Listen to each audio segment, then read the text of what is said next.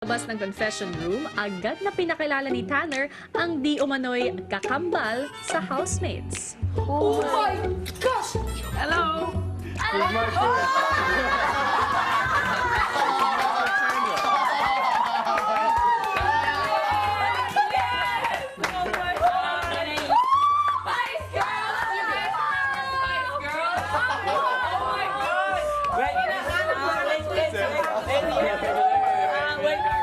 My name is Tanyong. He flew all the way from the States. Yes, Tanyong. Yes, brother. Tanyong.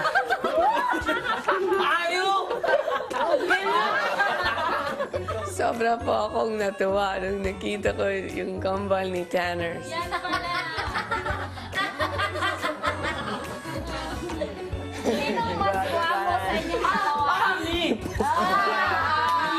Asin.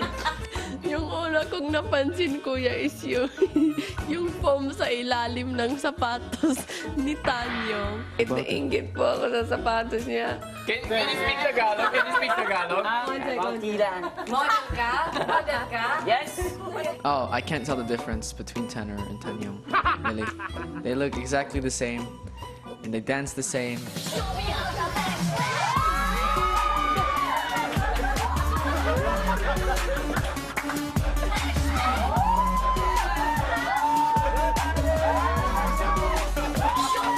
Marunong pang mag-hashtag. Yun po talaga, yung deal breaker. Nakita ko si Kuya Omet, si Maymay, parang umiiyak na sa saya. So, Daniel, do you work out? Konti. Treadmill nga? No. Treadmill.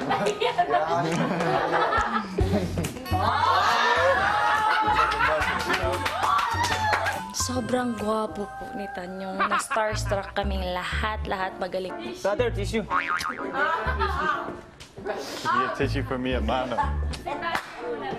Nice picture. Ngayon, na-impress ako kay Tanyong, kuya. Kasi inuutosan lang niya si Tanner eh. He first. Him first. Bye-bye. Oh, wait! Go, Brian, go! Ay, kuya. Nakita namin lahat ang abs niya. Pinakita po niya sa amin twice po, kuya, yung abs niya. Ang gagandang abs. Broke.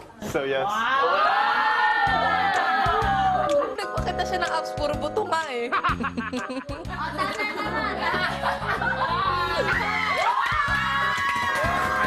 Si Tanyong mukhang nagutom sa pagpapakitang gilas. Where are you from?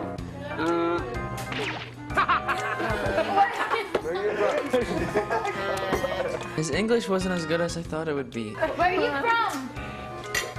Bye, kuya.